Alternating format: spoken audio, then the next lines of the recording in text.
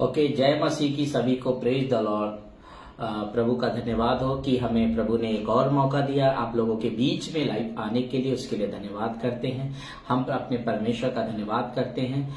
और आज का जो हमारा विषय है वो विषय यह है कि संसार में हम सब परमेश्वर से खोए हुए लोग हैं।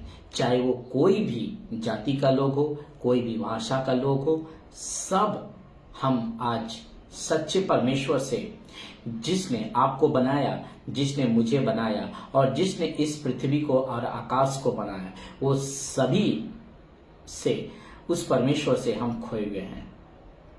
लेकिन हम उन्हीं के बीच में परमेश्वर यीशु मसीह स्वर्ग छोड़कर इस पृथ्वी पर हमें मार्ग, सत्य और जीवन के बारे में बताने के लिए प्रभु आए। उद्धार की बातें बताने के लिए आए, सत्य की बात के बताने के लिए आए, जीवन की बातें बताने के लिए आए। उसके लिए हमें खोज करना है, उसके लिए हमारे अंदर तड़प होनी चाहिए, उसके लिए हमें भूख और प्यास होनी चाहिए।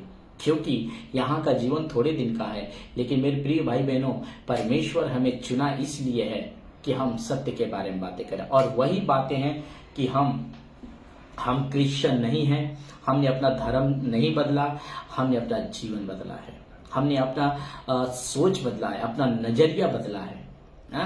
हम उस परमेश्वर को जान चुके हैं। और वो परमेश्वर वचन में कहता है, मत्ती 28 का 18 वचन में, तुम जातियों में जाओ, सुसमाचार का प्रचार करो। गुड न्यूज यह है कि मानव जाति इस पृथ्वी पर होते होते वो सत्य को पहचान सके, और सत्य के द्वारा ही उद्धार है। सत्य क्या है? वो यीशु है, जो आपके लिए, आपके और मेरे पापों के लिए क्रूस पर अपना जीवन दिया। और जो कोई व्यक्ति उसके नाम पर विश्वास करता है, वो पाप से क्षमा पाता है, मुक्ति पाता है, उद्धार पाता है, और अपना जीवन स्वर्ग में, उसका जीवन स्वर्ग में मिलता है।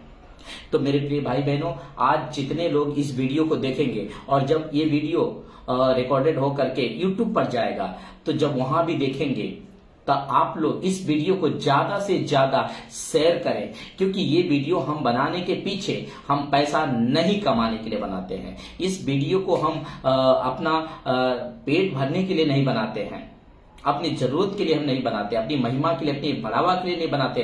हम ये वीडियो इसीलिए बनाते हैं कि लोगों के पास सच्चाई पहुंच सके, लोगों के पास जो है कि सत्य की बातें पहुंच सके, और वो व्यक्ति लोग, वो जो कोई इस वीडियो को देखे, वो अपना मन फिराए और यीशु मसीह के ऊपर विश्वास करे, सुसमाचार पर विश्वास करे, ताकि न्याय के दिन वो व्यक्ति को पछतावा ना हो, वो व्यक्ति को एहसास ना हो कि वो तो बात सही है कि परमेश्वर के नजर से कोई बच नहीं सकता है। कोई व्यक्ति कह ही नहीं सकता है कि प्रभु मैं जब पृथ्वी पर था तो मुझे किसी ने नहीं बताया। ऐसा हो ही नहीं सकता है।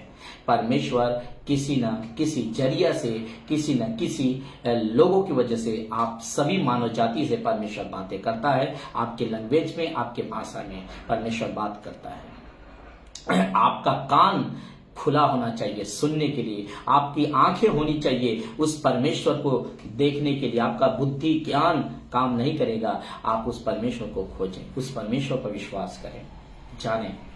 तो आज हमारा विषय यही है और इसी के ऊपर हम बातें करेंगे। बस थोड़ा सा हम आप लोगों को कुछ बताना चाहते हैं कि अगर कोई भी जिनके पास चर्च नहीं है, अगर कोई ये जानना चाहता है कि ये कैसे होगा, तो आप हमारे कमेंट बॉक्स में आप अपना नंबर, अपना एड्रेस डाल सकते हैं, और आपको सामने से कॉल किया जाएगा और आपसे पूछा जाएगा कि आप कहां से हैं, क्या आप यीशु को जानते हैं या नहीं जानते हैं, या इस मकसद से कि यीशु कौन है, उसका सारा जवाब आपको दिया जाएगा। अन्यथा ये की है बहस करने के लिए नहीं, बस एक ही मकसद होना चाहिए कि आपको सच्चाई जानना है। बस एक ही मकसद के साथ में आप जरूर हमसे संपर्क कर सकते हैं। बाकी परमेश्वर आपसे बातें करें। तो आज हम एक इस विषय पर हम बात करेंगे कि हम संसार में, हम परमेश्वर से खोए हुए लोग हैं। हमारा यही टॉपिक्स है और इसी के ऊपर हमें आप लोगों के बीच में मैं बातें करूंगा। आप लोग सुने और दूसरों तक ये वीडियो को पहुंचाएं, ताकि वो भी व्यक्ति समझे और सुने।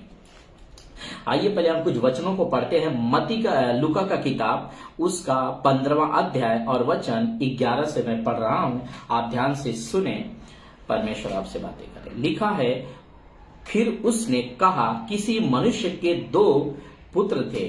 ये कौन है याद रखिए, ये यीशु मसीह ने खुद अपने सेवकाई के टाइम में यीशु ने ये बातों को बताया है। ठीक है, तो सुनिए। फिर उसने कहा, किसी मनुष्य के 2 पुत्र थे और उनमें से छोटे ने पिता से कहा, हे पिता, संपत्ति में से जो भाग मेरा हो वह मुझे दे दीजिए। उसने उनको अपनी संपत्ति बांट दी। और बहुत दिन बीते न थे कि छोटा पुत्र सब कुछ इकट्ठा करके दूर देश को चला गया और वहां कुकर्म में अपनी संपत्ति उड़ा दी। वचन 14, जब वह सब कुछ खर्च कर चुका तो उस देश में बड़ा अकाल पड़ा और वह कंगाल हो गया। जिस देश में ये जब पिताजी ने संपत्ति बांट दी और उस संपत्ति को उसने लेकर के किसी दूर देश में यानी अलग होकर, अपने परिवार से अलग होकर वो चला गया और जिस देश में वो था उस देश में अकाल पड़ा। और अकाल इतना भयंकर था कि वहां पर कोई किसी को खाने के लिए भी नहीं देता था। इतनी भारी अकाल था, कोई काम तक भी नहीं देता था क्योंकि काम बंद हो चुका था सब। और उस व्यक्ति को खाने का जो प्रॉब्लम है बढ़ चुका और इसका जो भी पिताजी से पैसा लेकर आया था, संपत्ति लेकर के बेच करके पैसा लेकर आया था, वो सब पैसा इसका खत्म हो चुका है। यहाँ पर एक बिल्कुल बिना पैसे का बन चुका है और बिना रोजगार का बन चुका है। इसके पास अब कोई काम नहीं रह गया। ठीक है, वचन 15, इसलिए वह उस देश के निवासियों में से एक के यहाँ जा पड़ा और उसने उसे अपने खेतों में सूअर चराने के लिए भेजा। उसी देश में, जिस देश में अकाल पड़ा था, उसी देश में यह किसी व्यक्ति के पास जाता है और काम मांगता है, लेकिन वो कहता है हमारे पास काम नहीं है, लेकिन वह उसको सूअर चराने की काम देता है। ठीक है, सूअर चराने का काम उसको अपना देता है, लेकिन बात इसको भरना क्या था, पेट। आज जानते हैं लोग परमेश्वर को क्यों नहीं अपना रहे हैं, क्योंकि उनका जरूरत पूरा हो रहा है, उनकी इच्छाएं पूरी हो रही है, मानव जाति का जो इच्छा है ना वो पूरा हो रहा है। और इसीलिए कोई परमेश्वर को खोजने के लिए तैयार नहीं हो रहा है। उसका पेट भर रहा है, उसकी जरूरत पूरी हो रही है, इसीलिए उनको लग रहा है कि सब कुछ तो ठीक चल रहा है ना, हमें क्या जरूरत है परमेश्वर को। मेरे प्रिय भाई बहनों, आप अपने सभी चीज अच्छे में ही अपने परमेश्वर को खोज लीजिए, अच्छे ही में अपने परमेश्वर को खोजिए, बेहतर यही होगा। वचन 16 सुनिए, लूका 15 का 16, और वह चाहता था, कौन, वो लड़का, कि उन फलियों से जिन्हें सूअर खाते थे अपना पेट भरे और कोई कुछ नहीं देता था। देखिए, वो चाहता था क्योंकि उनको कोई भोजन नहीं देता था। यहाँ तक कि जिस मालिक के पास ये लड़का काम कर रहा है, ये बंदा काम कर रहा है, वो मालिक भी उसको खाने के लिए काम नहीं दे रहा है खाना। ठीक है, जो खाना सूअर के लिए आता था वही खाना ये क्या करता था, खाता था, और वो भी उसको भरपेट नहीं होता था, उसके इच्छा भर नहीं होता था। आज मनुष्य को भरपेट खाने को मिला है, यहाँ तक खाने से भी ज्यादा मिल रहा है। इसीलिए लोग परमेश्वर को नहीं पहचान रहे, इसीलिए परमेश्वर को नहीं खोज रहे हैं। वचन 17, जब वो अपने आप में आया तब कहने लगा, मेरे पिता के कितने ही मजदूर को भोजन से अधिक रोटी मिलती है और मैं यहाँ भूखा मर रहा हूँ। आप देखिए इसका स्टेटमेंट देखिए, ये क्या बोल रहा है कि मेरे पिता के घर पर चाहे कितना भी नौकर क्यों ना हो, पर वो जितना खाते हैं उससे ज्यादा उनको खाना मिलता है और मैं उनका बेटा होकर के मैं यहाँ पर भूखा मर रहा हूँ। आप देख रहे हैं, वचन 18 पढ़ता हूं, मैं अब, वो क्या बोल रहा है, तभी लड़का कि मैं बोल रहा है, मैं अब उठकर अपने पिता के पास जाऊंगा और उससे कहूंगा कि पिताजी, मैंने स्वर्ग के विरुद्ध में और तेरे दृष्टि में पाप किया है, अब इस योग्य नहीं रहा कि तेरा पुत्र कहलाऊं, मुझे अपने एक मजदूर के समान रख ले। देखिए, हालेलुया, प्रेज द लॉर्ड। मैं आप लोगों को बताना चाहता हूं कि हम किसके विरुद्ध में पाप कर रहे हैं, हम किसके विरुद्ध में आज हम जा रहे हैं, हमें उससे माफी मांगना है, हमें उससे क्षमा मांगना है। तब हमारा जो है कि उद्धार होगा, तब हमारा जो है ना हमारा पाप क्षमा होगा। इसका गुनाह कहाँ क्षमा हुआ? ऐसा नहीं कि ये मालिक से, जहां पे काम करता था वो मालिक से जाकर के इसने माफी मांगा। आज बहुत सारे मनुष्य, बहुत सारे जाति के लोग पत्थर से, लकड़ी से, क्या क्या चीजों से लोग माफी मांग रहे हैं कि प्रभु हमसे कुछ गलती हुआ, हमको माफ कर दीजिए। मेरे प्रिय भाई बहनों, जिसने पत्थर को, जिसने लकड़ी को, जिसने पृथ्वी को, जिसने आकाश को, जिसने तारा को, सूरज को, चांद को, समुद्र में के रहने वाली सभी जीव जंतुओं को और यहां तक कि मनुष्य को जिसने बनाया, हमें उससे माफी मांगना है।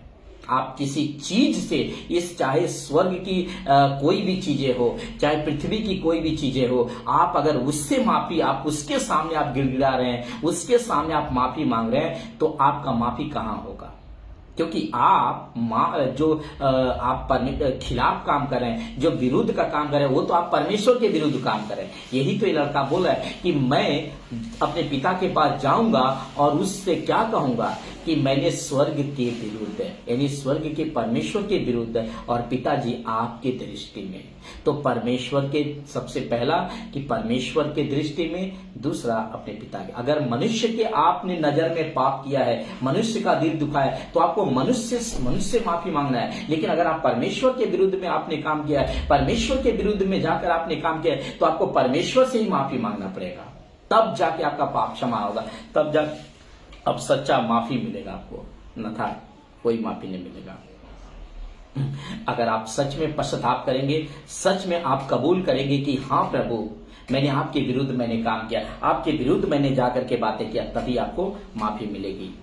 देखिए 20 वचन, तब वो उठकर अपने पिता के पास चला और वह अभी दूर ही था। कौन? लड़का अभी दूर ही था कि उसके पिता ने उसे देखकर तरस खाया और दौड़कर उसे गले लगाया और बहुत छुपा।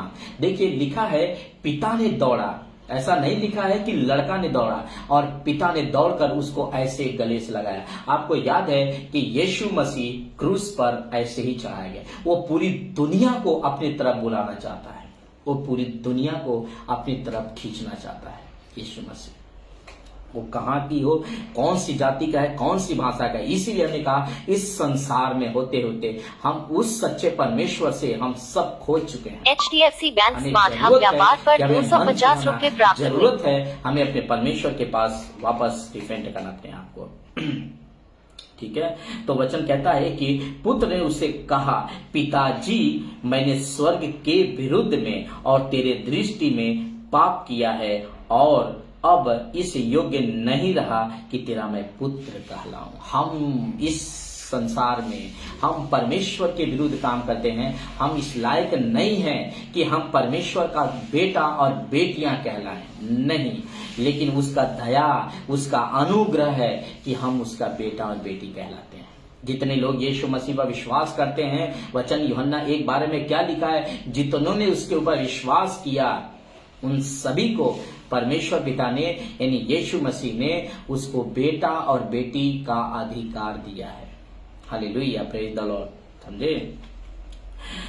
वचन 22, परंतु पिता ने अपने दासों से कहा, झट अच्छा से अच्छा वस्त्र निकाल कर इसे पहनाओ और उसके हाथों में अंगूठियां पहनाओ, उसके पांव में जूतियां और पला हुआ बछड़ा लाकर मारो ताकि हम खाएं और आनंद मनाएं, क्योंकि मेरा यह पुत्र मर गया था, फिर जी गया है, खो गया था, अब मिल गया है, और आनंद करने लगे। देखिए, परमेश्वर एक पापी मगर मन फिराता है, इस पूरे संसार में अगर एक मनुष्य यीशु की ओर फिरता है तो पूरा स्वर्ग खुशी के मारे झूम उठता है। मेरे भाइयों, परमेश्वर आपका पाप कैसा भी हो, आपका पाप चाहे लाल रंग का हो, ऑरेंज कलर का हो, औरंगी कलर का हो, कैसा भी आपका पाप हो, परमेश्वर क्षमता रखता है आपको माफ करने का। मनुष्य के पास क्षमता नहीं है। मनुष्य तो एक बार कहेगा कि आपने जो गलती किया है वो माफी के लायक ही नहीं है। लेकिन परमेश्वर जो आकाश और पृथ्वी का मालिक होकर के वो कहता है परमेश्वर कि मैं तुम्हारे पापों को क्षमा करता हूँ, मैं तुम्हें माफ करता हूँ। ये परमेश्वर आपसे इतना प्यार करता है। इसीलिए तो लिखा है कि मनुष्य जो होता है ना, एक बार भूल जाएगा आपका, आपने उसके साथ कितना दिन तक आपने अच्छा किया, उस व्यक्ति के साथ आपने कितना अच्छा बर्ताव किया, लेकिन आप छोटी सी गलती आप उसके मनुष्य के विरुद्ध आप करिए, आपको वो इतना दिन का आपका सारा अच्छा को भूल जाएगा, आपको याद नहीं करेगा। वो याद रखिए, वो कितना भी आप अच्छा क्यों ना किए हो, आपके सभी अच्छाइयों को वो भूल जाएगा। उसके बाद सुनेंगे हम 25। परंतु उसका जेठा पुत्र खेत में था। जब वो आते हुए घर के निकट पहुंचा तो उसने गाने बजाने और नाचने का शब्द सुना। उसने एक दास को बुलाकर पूछा, कौन? जेठा पुत्र, यह क्या हो रहा है? उसने दास ने उससे कहा, तेरा भाई आया है और तेरा पिता ने पला हुआ बछड़ा कटवाया है, इसलिए कटवाया है कि उसे भला चंगा पाया है। यह सुनकर वह क्रोध से भर गया और भीतर जाना न चाहा, परंतु उसका पिता बाहर आकर उसे मनाने लगा और उसने पिता को उत्तर दिया, कौन? बेटा ने पिता को उत्तर दिया देकर, मैं इतना वर्ष से तेरी सेवा कर रहा हूँ और कभी भी तेरी आज्ञा नहीं टाली, तो भी तूने मुझे कभी एक बकरी का बच्चा भी न दिया कि मैं अपने मित्र के साथ आनंद करता। परंतु जब तेरा यह पुत्र जिसने तेरी संपत्ति वेश्याओं में उड़ा दी है, या तो उसके लिए तूने पला हुआ बछड़ा कटवाया है। उसने उससे कहा, कौन? पिता ने पुत्र से कहा, पुत्र, तू सर्वदा मेरे साथ है और जो कुछ मेरा है वो सब तेरा ही है, परंतु अब आनंद करना और मगन होना चाहिए, आनंद करना चाहिए, मगन होना चाहिए, क्योंकि यह तेरा भाई मर गया था, फिर जी गया है, खो गया था, अब मिल गया है। कहाँ खो गया था? संसार में खो गया था। कहाँ खो गया था? उस सच्चा परमेश्वर से खो गया था, उस उद्धारकर्ता परमेश्वर से खो चुका था, अपने आंखों की अभिलाषा में खो चुका था, अपने जीविका के घमंड में खो चुका था, अपने संसार की चीजों में खो चुका था, लेकिन वहां से इसने मन फिराया। इसीलिए तो कहता है कि जब वो खोया हुआ था तो अपनी संपत्ति को ही सब कुछ समझता था, लेकिन जब उसकी संपत्ति चली गई, उसका सब कुछ चला गया, ₹रुपए प्राप्त हुए। जब उसको खाने का अकाल पड़े, जब उसको भूख लगी, तब उसको पिता का याद आया।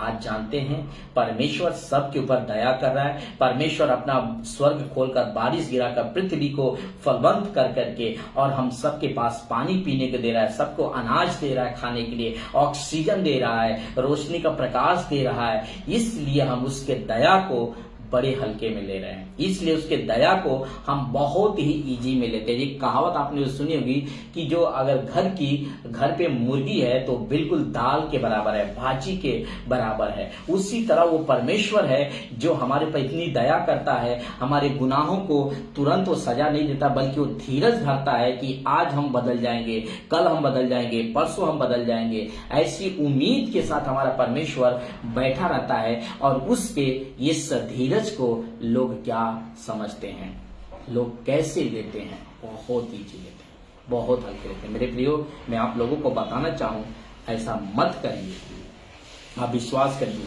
मैं एक वचन आप लोगों के पढ़ना चाहूंगा इसी के संबंधित में कि मार्ग, सत्य, जीवन कौन है। ये हमने जितनी भी बातें किया, ये पिता जानते हैं कौन है, यीशु मसीह है।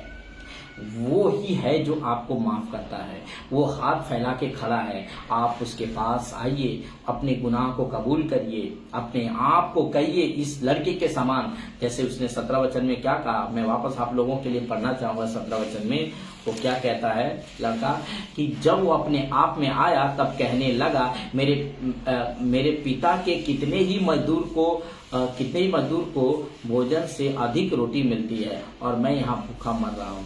मतलब वो कह रहा है कि जो हमारे पिता घर पे चाहे कितना भी नौकर हो, लेकिन उनके पास उनको जितना भोजन मिलता है खाने से ज्यादा मिलता है। आज इंसान को खाने को मिल रहा है, इसीलिए इंसान उस परमेश्वर को नहीं समझ रहा है, उस परमेश्वर को नहीं समझ रहा है। समझना बहुत जरूरी है मेरे भाई, ऐसा मत करिए उस परमेश्वर को। जस्ट एक मिनट, उस परमेश्वर को जानिए कि वो परमेश्वर कौन है। वही मार्ग है, वही सत्य है और वही जीवन है। उसको छोड़ दूसरा कोई परमेश्वर नहीं है इस दुनिया में। अगर आप इस पृथ्वी पर होते होते आप अगर उस परमेश्वर को पहचान लिए तो आपका जिंदगी सुधर जाएगी। एक वचन मैं आप लोगों के सामने पढ़ना चाहूंगा, यूहन्ना का किताब उसका 14 अध्याय और वचन 6। यीशु ने उससे कहा, मार्ग और सत्य और जीवन मैं ही हूँ, बिना मेरे द्वारा कोई पिता के पास नहीं पहुंच सकता। यीशु ने ये नहीं कहा कि मार्ग सत्य जीवन मैं भी, ऐसा नहीं कहा। उसने कहा मार्ग सत्य और जीवन मैं ही, मतलब वो वही है, वही है सत्य, वही है जीवन, वही है मार्ग। उसी के बिना, उसी के पर विश्वास करके हम स्वर्ग जा सकते हैं। वही हमारा रास्ता है स्वर्ग जाने का। एक और वचन आप लोगों को मैं पढ़ना चाहूंगा, यूहन्ना के किताब और उसका 11 का 25 और 26 दोनों वचन को पढ़ता हूं। यीशु ने उससे कहा, पुनरुत्थान और जीवन मैं ही हूं, जो कोई मुझ पर विश्वास करता है वह यदि मर भी जाए तो भी जिएगा।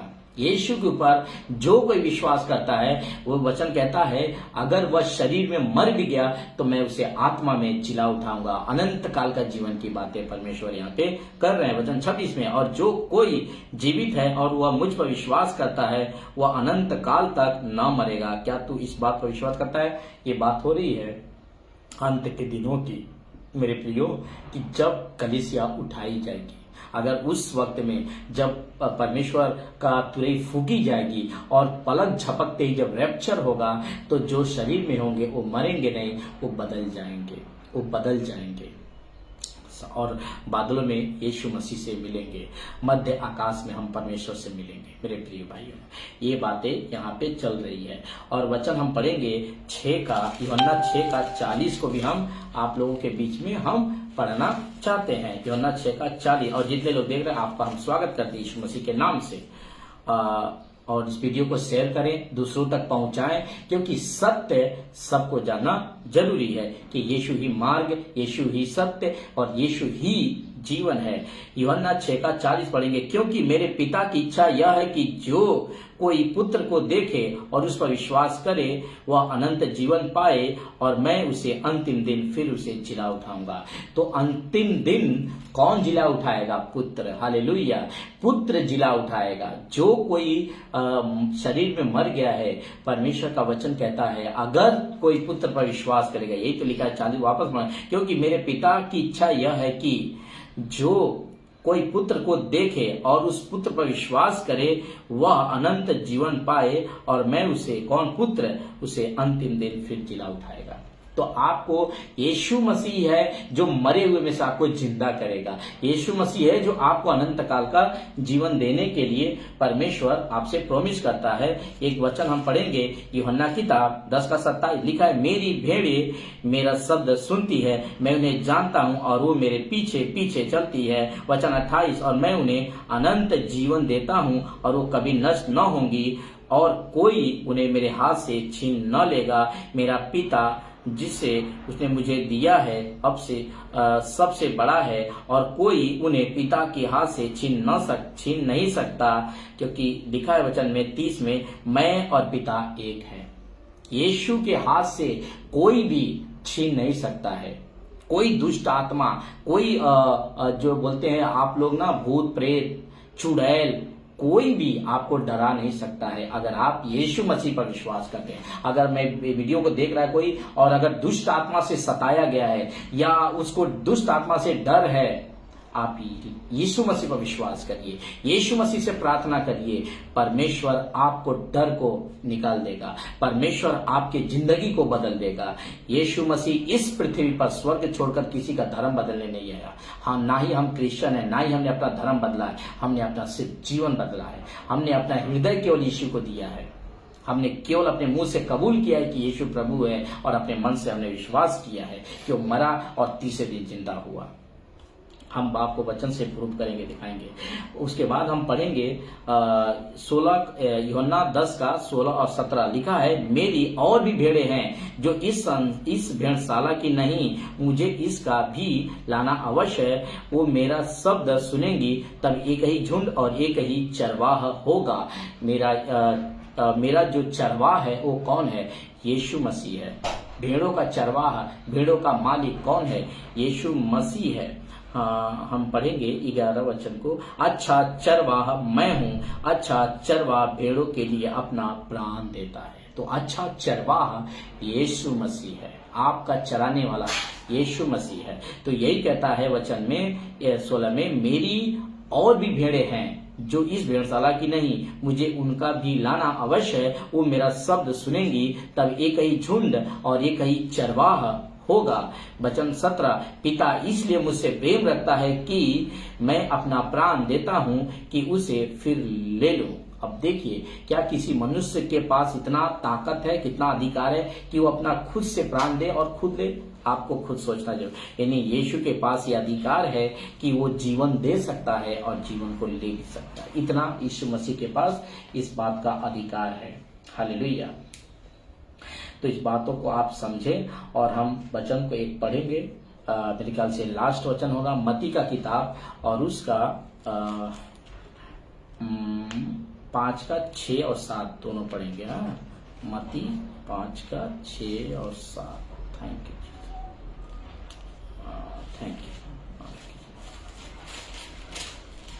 धन्यवाद यीशु।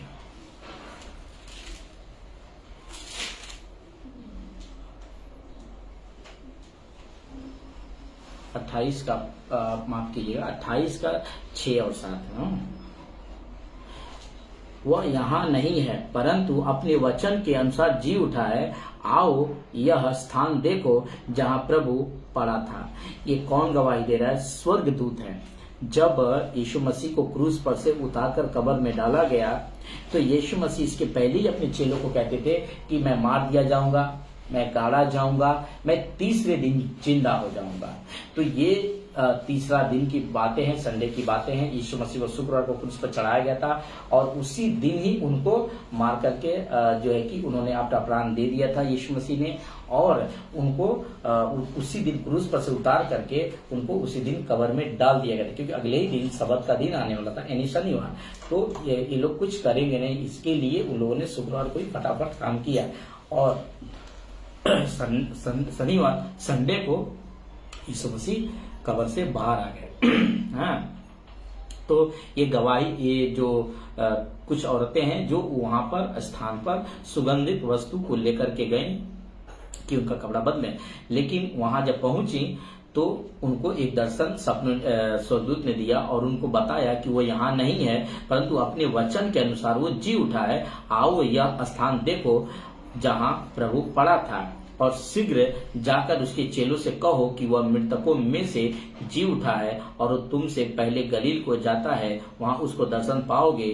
देखोगे मैंने तुमसे कह दिया है, मैंने तुमसे कह दिया है कि वो जी उठा है। अब विश्वास करना ना करना आपके ऊपर है। हमने आपको कह दिया है कि यीशु मार्ग है, सत्य है, जीवन है, यीशु उद्धार करता है, यीशु जीवन देता है, यीशु जगत का ज्योति है, यीशु जीवन का रोटी है, यीशु जीवन का जल है। आप अगर उसको विश्वास करके लेंगे तो आपका जीवन बदलेगा, आपका हृदय को बदलेगा, आपको उद्धार करेगा, आपके पाप क्षमा करेगा, क्योंकि उसी के पास ये अधिकार है। तो इन सभी बातों में आपको सीखने को क्या मिलता है कि हम सब खोए हुए लोग हैं। जो सत्य को नहीं जानता, जो यीशु को नहीं जानता, वो सब खोए हुए लोग हैं, सब खोए हुए हैं। हमें जरूरी है रिपेंट होना, अपने आप को जरूरी है मन फिराना, जरूरी है यीशु मसीह के पास आना, क्योंकि यीशु मार्ग है, यीशु सत्य है, यीशु जीवन है। आप जरूर अपना मन फिराएं, यीशु मसीह पर विश्वास करें, क्योंकि यीशु मसीह है जो आपको पाप को क्षमा कर सकता है। मैंने इस वीडियो को बनाने के पीछे मेरा एक ही मनसा, एक ही सोच रहता है कि आप लोगों को नरक में जाने से बचा सके। मैं सत्य को जाना हूं। एक बार आप लोग नम्र बनिए, एक बार आप लोग जितने वीडियो को देखेंगे एक बार अपने आप को खुद को नम्र करिए कि मैं किसी मनुष्य की बड़ाई नहीं कर रहा हूं, मैं किसी मनुष्य के बारे में प्रचार नहीं कर रहा हूं, और ये प्रचार करके मुझे कोई फायदा नहीं होने वाला है, मुझे कोई पैसा नहीं मिलने वाला है इसके प्रति, या ना ही मुझे कोई मुझे बड़ाई होने वाला है। ये मेरा खुद का डिसीजन है, ये मेरा खुद का डिसाइड है कि मैं आप लोगों से प्रेम करता हूं, इसलिए कि मसीह ने हमें प्रेम करना सिखाया है। हम सब जितने इस पृथ्वी पर, मानो टाटा, बिरला, अंबानी, कोई भी है, हम सब उस आदम के बच्चे हैं। आदम के वंशज हैं, और उसी आदम के वंशज से हम उसी आदम को, जिसको परमेश्वर पिता ने बनाया, वही आदम परमेश्वर के आज्ञा को तोड़ा, और जब वो तोड़ा तभी मृत्यु सभी मनुष्य पर फैल गई, और मृत्यु ने अपना जन्म लिया, और ये जन्म लेने के बाद पूरे मनुष्यों में फैल गए।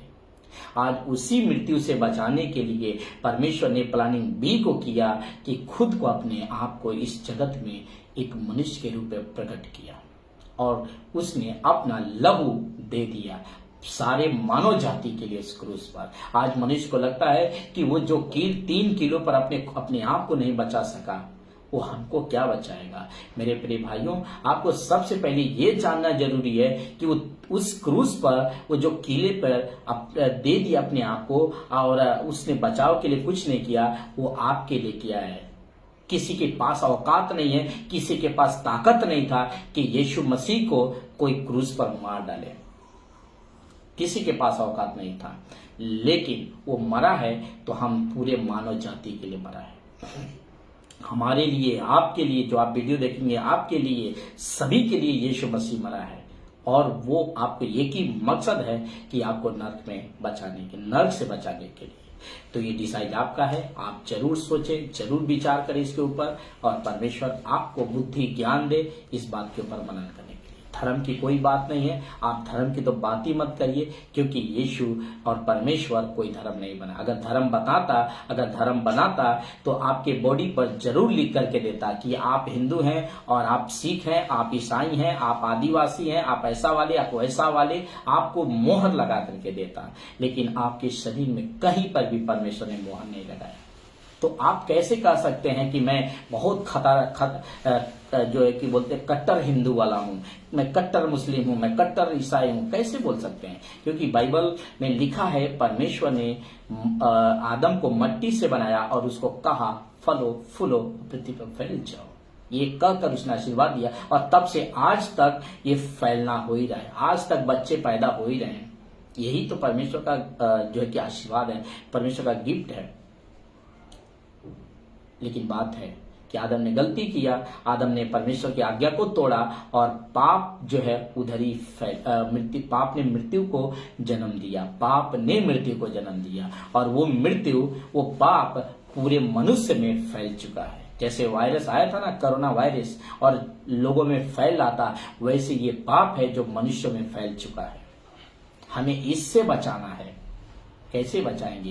ये केवल परमेश्वर का कलाम आपको बचा सकता है, परमेश्वर का वचन आपको बचा सकता है, परमेश्वर का लहू आपको बचा सकता है, परमेश्वर का सामर्थ आपको बचा सकता है, परमेश्वर की बातें आपको बचा सकता है। बाकी आपको दुनिया का कोई वैक्सीन आपको पाप से नहीं बचा सकता है। पाप दुनिया में बढ़ते ही जाएगा। आगे आप और जब जाएंगे तो जनरेशन जब जैसे जैसे आगे जा रहा है, पाप बढ़ते ही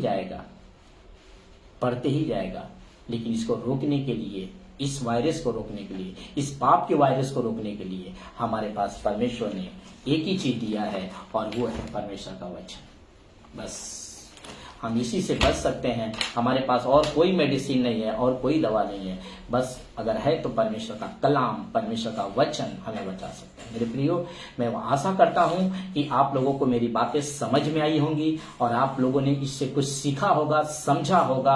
आप ज्यादा से ज्यादा इस वीडियो को शेयर करें दूसरों के पास, और परमेश्वर आप लोगों को बहुत बहुत आशीष करे। आइए हम छोटा सा प्रार्थना करके हम इस वीडियो को खत्म करेंगे। सृष्टिकर्ता यीशु के नाम से मैं प्रार्थना करता हूं पिता परमेश्वर, ये वीडियो के लिए धन्यवाद कि परमेश्वर, और जितने लोग प्रभु देखें और आगे भी देखेंगे परमेश्वर भविष्य में, उन सभी से आप बातें करना परमेश्वर पिता, सबके मन और हृदय से बातें करना, क्योंकि पूरे मानव जाति के लिए आपने प्रभु अपना लहू बहाया। और आपने कहा पुनरुत्थान और जीवन मैं ही हूं, आपने कहा मार्ग सत्य और जीवन मैं ही हूं। परमेश्वर आप इन लोगों से बातें किए, हम उसके लिए धन्यवाद करते हैं। जैसे उराऊ पुत्र ने अपने आम को फिरा, वैसे ये लोग भी फिरे परमेश्वर पिता। ऐसा बुद्धि ज्ञान प्रकाश की आत्मा दे पिता, समझ की आत्मा दे पिता। सारा आदर महिमा आपको देते प्रार्थना यीशु के नाम से, आमीन।